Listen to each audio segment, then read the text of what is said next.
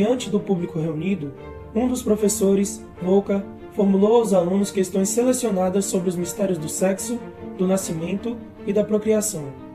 Levou-os a comentar gravuras que representavam a mulher grávida, um casal e um berço. As respostas foram esclarecidas, sem embaraço nem vergonha. Nenhum riso indecoroso veio perturbá-las, salvo justamente da parte de um público adulto bem mais infantil do que as próprias crianças, e ao qual Volka repreendeu severamente. Finalmente, foram aplaudidos os meninos rechonchudos que, diante da gente grande, traçaram com o destro saber as guirlandas do discurso e do sexo. Esse relato aparece em A História da Sexualidade, de Michel Foucault. Nele, Foucault descreve uma experiência que ocorreu na Alemanha, em 1776, quando falar sobre sexo com as crianças e adolescentes passava por estabelecer que o pecado universal da juventude nunca deveria ser praticado. No Brasil, a discussão sobre a necessidade de uma educação sexual para jovens e crianças vai ganhar força apenas no século XX, atravessada por interesses eugênicos e higienistas atrelados aos valores da época. Mais tarde, por volta dos anos 60, as epistemologias feministas e libertárias começaram a atingir o discurso da educação sexual. Porém, esses avanços foram barrados e suprimidos pela ditadura militar, que censurou qualquer debate sobre esse tema e representou um retrocesso na construção de uma educação sexual no Brasil. Nos anos 90, com a epidemia da AIDS, a sexualidade volta a tomar as discussões educacionais, uma vez que temas como doenças sexualmente transmissíveis e a gravidez na adolescência começam a ser tratados como problemas pedagógicos. A partir daí, o discurso da sexualidade no Brasil é tomado pelas ideias de saúde e prevenção, que permanecem como as principais pautas a serem abordadas com as crianças e adolescentes até os dias de hoje. Na segunda metade dos anos 90, os parâmetros curriculares nacionais começaram a abordar a educação sexual e as questões de gênero com mais clareza. Isso ocorreu devido à luta dos movimentos sociais para incluir essas pautas, inclusive na própria Constituição de 1988. Mas como anda a educação sexual em nosso país? Como a nova geração de jovens pensa sobre esse discurso? Como eles enxergam o papel que a escola tem exercido ao abordar esse tema? Eu sou um homem cis e eu sou bissexual. Tenho 17 anos, curso o terceiro ano do ensino médio, sou homem cis e hétero. Eu tenho 15 anos, daqui a pouco faço 16. Eu tô no primeiro ano do ensino médio, eu sou gênero fluido e lésbica. Tenho 16 anos, eu tô no segundo ano do ensino médio, eu sou cis e eu não rotulo minha sexualidade. 17 anos, segundo ano, homem cis, bissexual. Tenho 13 anos, estudo no 8º ano da Escola Militar Rita Edgar Santos. Me identifico como mulher cis, atraída pelo sexo oposto. Então, conta um pouquinho de como a educação sexual ela é abordada e já foi abordada, né, durante a sua experiência na trajetória escolar. Foi abordada superficialmente, vamos dizer assim, já que eles não aprofundam tanto no assunto, mas os alunos por si, em horários vagos, fazem debates e etc. No ensino fundamental não tive nenhum papo sobre isso. Só no ensino médio mesmo, no terceiro ano, porque o primeiro e o segundo eu não tive aula por causa da pandemia. Mas no fundamental, o único assunto que teve foi na área de ciências humanas. Mas foi só sobre homem e mulher mesmo, sobre a fisiologia humana. Agora que eu entrei no ensino médio, os professores começam a falar... Na verdade, eles citam o assunto só quando precisa. Quando aparece alguém grávida, assim, aí eles falam, gente, sei lá, usa camisinha aí. Os assuntos que são tratados principalmente são de prevenção, né? A infecções sexualmente transmissíveis e a gravidez também. Prevenir, porque já que vai acontecer, mas é quase um não faça, principalmente quando você é criança, aquele tipo de coisa te assusta bastante. E assuntos que não é trabalhado são as identidades mesmo que não é trabalhado, porque a gente parte de um ponto de que a gente já sabe o que é uma identidade de gênero, o que é a sexualidade, porque só existe aquelas. Então, nas minhas outras experiências com aulas relacionadas à educação sexual, eu senti que tem um pouco de impedimento de tratar sobre relações do mesmo sexo. Quando os professores estão falando sobre isso, né? Tipo, eles só abordam a parte do relacionamento hétero, como usar camisinha e a prevenção de mulheres quando elas têm algum tipo de relação sexual com homens. E os outros tipos de relação sexual não abordam. E quando abordam é muito pouco e sobre pessoas cisgêneros e héteros. Na cabeça dos docentes, isso pode entrar na questão da, entre aspas, identidade de gênero, né? Identidade não, ideologia de gênero. Sim. E aí, induzir a criança a querer ser gay. Entende, né? Sim. Então, e aí esses não são tratados nem dentro da escola, que principalmente deveria ser tratado lá, e nem em outros espaços, porque não são vistos como os lugares para ter esse tipo de conversa, sabe? Em espaços familiares, na escola, né, como foi dito, entre amigos acho que nem tanto, mas nesses outros espaços assim mais ditos formais, né? Então, para depois você entender as coisas melhor ou procurar saber por fontes confiáveis, tipo responsáveis e professores, é muito difícil. Quando a educação formal e a educação informal da família não oferecem uma educação sexual que reconhece e aborda as demandas dessa nova geração, esses jovens se veem obrigados a construir seus saberes e conhecimentos em outros espaços. A internet e o grupo de amigos parecem ser lugares mais confortáveis para discutir esses temas. Online, as interações sociais e as discussões sobre gênero e sexualidade acontecem a todo momento. É inegável que a internet proporcionou uma maior visibilidade e discussões sobre essas temáticas graças à articulação dos movimentos sociais. Porém, na internet, os critérios de arbitragem sobre o que é um conteúdo saudável ou não depende mais dos algoritmos e do julgamento do próprio jovem que acessa esse espaço do que de figuras mediadoras, como ocorre na família e na escola.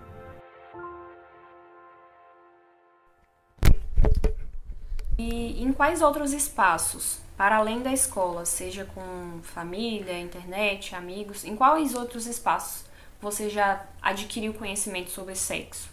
Dentro de casa não foi, porque a gente não conversava sobre isso, era um tabu mesmo. Escola também não. Principalmente foi só na internet mesmo. Em grupos, o pessoal falava sobre isso, pessoal mais velho.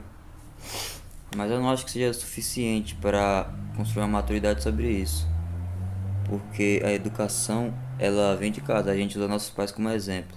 Aí se eles não falam sobre isso, então a gente não tem uma figura para se espelhar, não é? Inclusive é um dos maiores problemas dessa geração aqui, que como a gente não aprende as coisas, tipo, com nossos pais ou professores sobre sexo e tal, e aí as pessoas acham que tudo que aparece nos pornôs é real, e isso é um problema. No momento em que eu estava construindo a minha identidade, eu me apoiei muito nas minhas amizades, principalmente online, na internet, que eram as pessoas onde, na minha cabeça, por ela não estar me vendo, eu tinha mais liberdade para conversar com elas, né? Eu demorei um pouco até conversar com meus amigos que estavam próximos a mim de verdade. Com medo deles se afastarem de mim por causa disso. Porque como eu já tinha uma carga anterior a isso da minha família, que já dizia que era uma coisa do diabo, que não estava certo e que etc e tal, eu tinha medo de, ok, sou assim, e agora o que eu faço? Sabe? Medo de afastar os meus amigos por causa disso, medo de afastar minha família por causa disso. E aí eu me apoiava nos meus amigos na internet. A gente já nasce com o pensamento que a gente é hétero, e depois a gente se descobre outra coisa. Então, quando eu comecei a me interessar por garotas, eu pensei, então será que eu sou bi? Porque na minha cabeça eu tinha que gostar de garotos. Então, quando eu descobri que eu gostava de garotas também, eu achei que eu gostava dos dois, e não só de garotas, mesmo que eu nunca tivesse me interessado em um garoto. E isso também está muito ligado à religiosidade, né? Como eu já disse. dentro dos espaços religiosos cristãos, é pregado muito disso, de que matrimônio entre pessoas do mesmo sexo é errado, ter relações entre pessoas do mesmo sexo é errado. Então, por ter essa sociedade assim fundamentada dentro desses dogmas cristãos, né?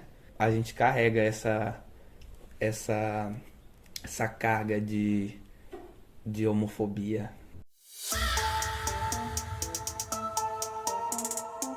Segundo o Grupo Gay da Bahia e a Associação Nacional de Travestis e Transsexuais, o Brasil ocupa o primeiro lugar na quantidade de homicídios contra a população LGBTQIA+, nas Américas. É o país que mais mata travestis e transexuais em todo o mundo, e estima-se que 80% dos casos de assassinato possuem resquícios de crueldade, como carbonização, apedrejamento e decapitação. Esse grupo possui expectativa de vida de, em média, 36 anos. A Bahia, região de onde falamos, está entre os estados que tiveram o maior número de assassinatos notificados contra a população LGBTQIA+. Enquanto isso, a região Nordeste é reconhecida como a mais perigosa para esse grupo em todo o Brasil. Isso demonstra a violência cultural que a sociedade brasileira emprega contra pessoas LGBTQIA+, e ressalta a emergência de uma educação sexual que aborde as identidades de gênero e sexualidade, buscando reverter esse cenário tão cruel.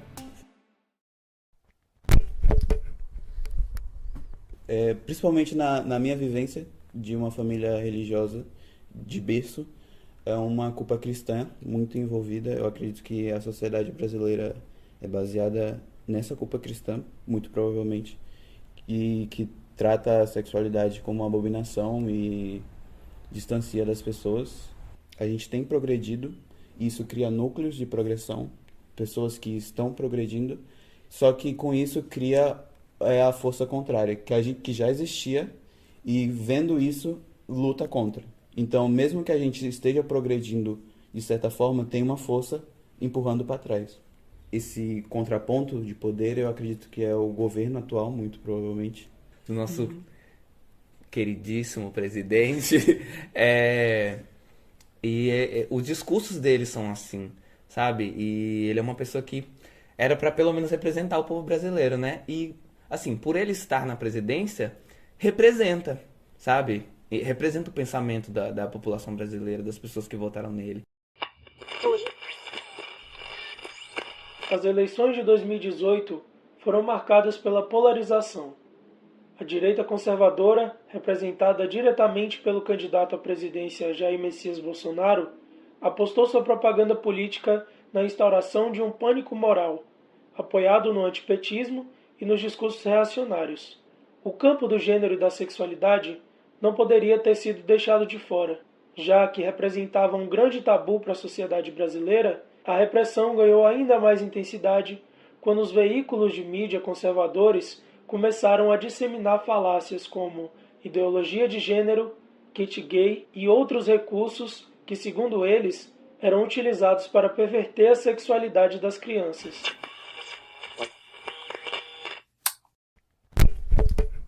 Vocês acham que existe espaço para discutir essas questões com as crianças? Assim, espaço tem se você criar, mas, assim, nas escolas hoje em dia, acredito que não. Muitas crianças são abusadas por familiares. Sim. Então, eu acho que deveria, sim, abordar com crianças esse quesito. A educação sexual com criança não obviamente, como é com adolescente. É só para elas saberem realmente o que é um abuso e quais partes do corpo dela as pessoas podem ou não tocar e qual tipo de contato é legal ou não. Você fingir que aquele tipo de coisa não existe faz com que a criança não saiba também comunicar o que está acontecendo com ela. E isso dá abertura para muitas violências. Fora que esse tipo de questão entra na identidade da pessoa e principalmente quando você é uma criança, você está desenvolvendo a sua identidade geral e isso faz parte. Eu sinto que teria sido melhor se isso tivesse sido trabalhado na escola. Porque no momento em que eu estava me descobrindo, criando essa identidade, né, foi zero o tipo de educação sexual que eu tive. Eu sinto que se isso fosse trabalhado na escola na época que eu estava formando a minha identidade, assim como agora tem gente formando identidade, né, na escola, tudo isso sendo trabalhado dentro da escola ajudaria, né, a formar a identidade de uma maneira menos dolorosa, porque a gente sabe que quando a gente faz isso sozinho, surge muita dúvidas que geralmente na internet não vão responder, porque essa formação é bem individual, né. É inegável dizer que a campanha bolsonarista conseguiu o que queria. Esse discurso atingiu grande parte da população brasileira que o elegeu presidente. Ainda hoje, temas anticientíficos e reacionários como doutrinação comunista nas escolas, escola sem partido e ideologia de gênero interfere direta ou indiretamente o fazer pedagógico no Brasil.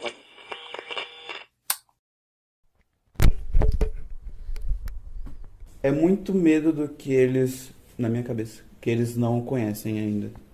E muito uma construção muito antiga de coisas que eles nem param para pensar mais e já se tornam no automático da sociedade. Então vem desse local do desconhecimento que desde berço se transformou em algo abominável, que eles simplesmente continuam e dão força. E quando eles notam essa mudança, eles lutam contra por medo. Quando for falar sobre sexo, eles mudam as palavras para parecer uma coisa mais leve, pra não parecer tão direta. Eles não parecem tão diretos em relação a isso. Eu queria que fosse literalmente falado sobre como é a prevenção de um sexo com cis, todo mundo ali é hétero, quando a questão de sexo lésbico, sexo das pessoas trans. Sei lá, esse negócio deles ficarem trocando as palavras incomoda um pouco. Parece que eles estão tentando infantilizar as coisas. Não só sobre sexo, tipo, qualquer coisa. Tipo, menstruação também. É um assunto que eles não falam diretamente, mesmo que seja, tipo, uma coisa extremamente comum. Diante de tantos empecilhos e do cenário conturbado em que o Brasil se encontra para discutir a sexualidade, se torna difícil, embora pertinente, se perguntar: como reverteremos o cenário da educação sexual no Brasil?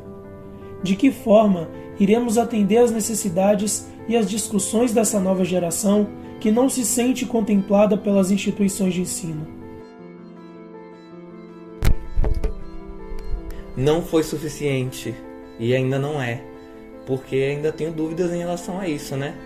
Acho que vem muito de uma necessidade da juventude atual de manifestar essas ideias e sair do que a gente já conhece, provavelmente.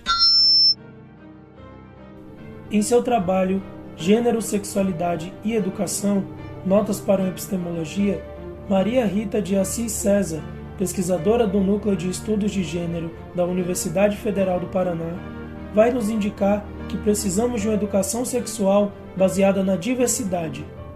Sendo assim, é importante que essa nova abordagem da educação resgate os estudos libertários produzidos nos anos 70, a teoria queer e o pensamento de Butler e Foucault. Além disso, é decisivo que as questões de sexo, gênero e sexualidade sejam retomadas pelo campo das ciências humanas e sociais, tirando-as desse discurso exclusivo da prevenção e da saúde. É indispensável que essa nova educação sexual enfrente as estruturas da hetero e cisnormatividade, eliminando as noções patriarcais, higienistas e eugênicas que estiveram atreladas ao discurso da sexualidade ao longo da sua história. Além disso, podemos definir como prioridade para essa nova educação sexual dar voz aos jovens e crianças que vão recebê-la. É através da escuta e da construção coletiva que chegaremos a uma educação sexual diferente, que enfrenta as estruturas opressoras do passado e constrói um futuro mais acolhedor.